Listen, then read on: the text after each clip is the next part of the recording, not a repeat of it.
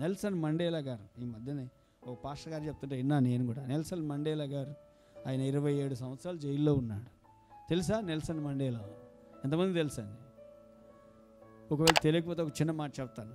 27 సంవత్సరాలు జైల్లో ఉంటే వార్డెన్ రోజు ఆయనకి నీళ్ళు అడిగినప్పుడు ఇంకా అతని పాస్ తాగరాని ఇది చేసేవాడంట. అన్నం అడిగినప్పుడు నీకు అన్నం కావాలరా అని కొట్టేవాడంట. ఇట్లా చిత్రహింసలు పెడుతూ ఉంటే 27 ఇయర్స్ తర్వాత రిలీజ్ అయిన తర్వాత దేశం గుర్తించింది, అతను రాష్ట్రపతి అయినాడు.